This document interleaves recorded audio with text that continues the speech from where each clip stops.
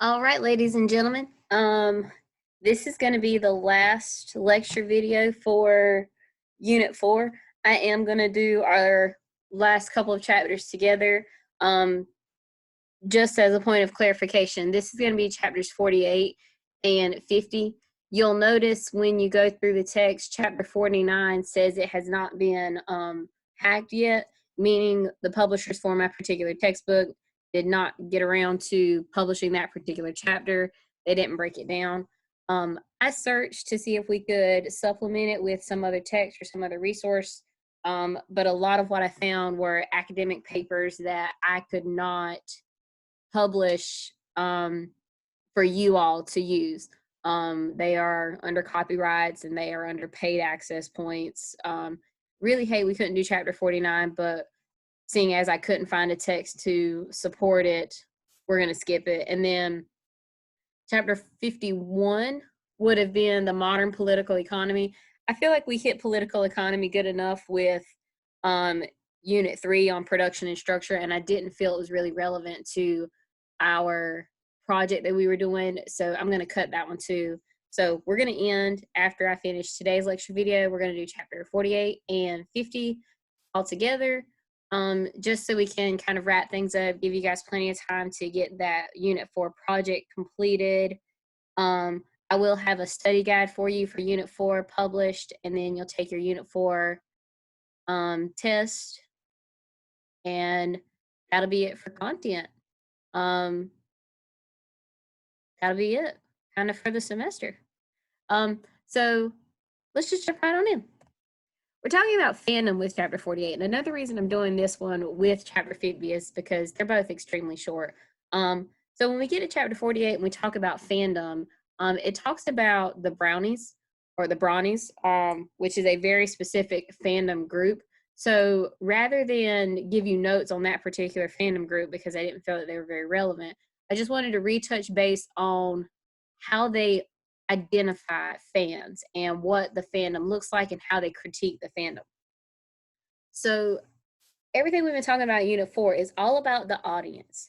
And when they talk about the brownies, in terms of a fandom, they use these words to describe them. You know, they describe them as a mass media audience who are users and prosumers of their media text. And excuse me, sorry. Where was that? Oh, they're users and prosumers of their media text. So what I want you guys to do and what we're looking at as we wrap up with this particular chapter is I want you to make sure that you are critiquing all of these elements as we did in the previous chapters.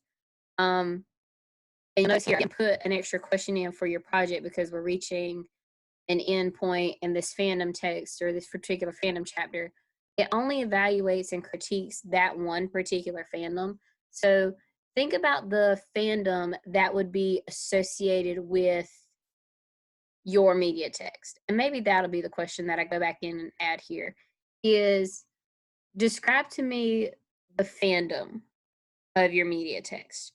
You know, what does your fandom look like? What does this, you know, in other words, besides what we've already got here and what we've kind of already talked about, or maybe you can go into better detail reusing some of these words. Your audience, your group who enjoys this media text, who participates in with this media text, you know, as a fandom group, how would they be labeled? Do they participate in any other events or activities together as a known group because they are all fans of this particular thing? Again, maybe this is for my people who have albums that they're critiquing. As a fandom, do the people who listen to that album go to that artist concert? Like, is it like a thing? Or are they like a group? For my TV show people, is there a social media group surrounding your particular TV show? Is there some kind of following that they have and their little inside jokes with like my Grey's Anatomy people? far as that TV show goes, there are social media accounts associated with that TV show that will sometimes they'll post spoilers, sometimes they'll just post like announcements and countdowns to new seasons or new series. My movies people, the droves that'll go watch the first Avengers movie, that big fandom associated with Marvel Comics or DC Comics, things like that. So look at your fandom, explore it. Is there anything you missed that maybe these ideas didn't cover? Or are these ideas enough? And can you explain the fandom of your media text using these terms? And then we have our last chapter, which is going to be gender. Now, again, gender is something we've already talked about this semester, but I want to just touch on it one more time. The ideas are very similar to what we discussed earlier in the semester with Unit 1. When we talk about gender, the traditional male, female, biological terms come to mind. But then we have the constructs of gender, the role it places on us, the interactions and influences that gender and gender roles have on our society.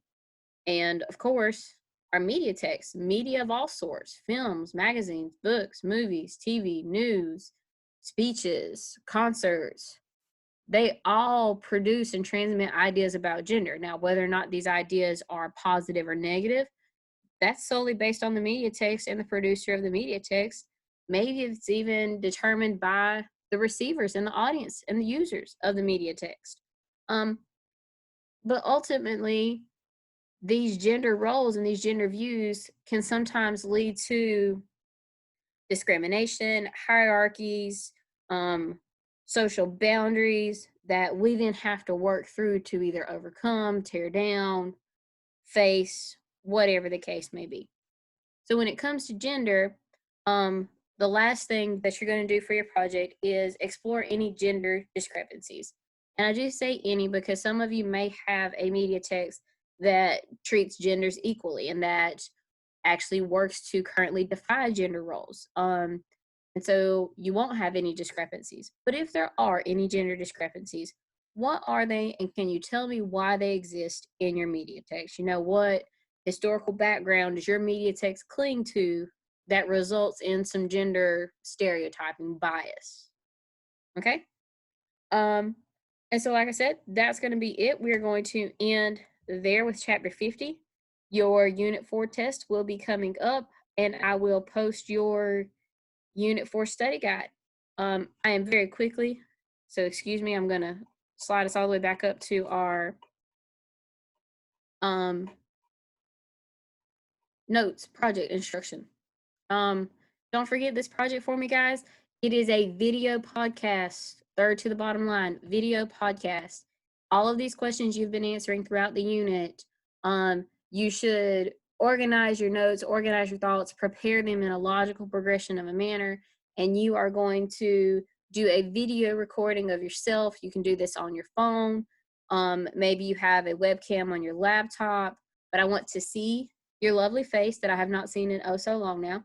I want to see your face and I want to hear you respond to all of these questions and walk me through your media text in terms of an audience and responding to all the questions that I've posed to you throughout the unit.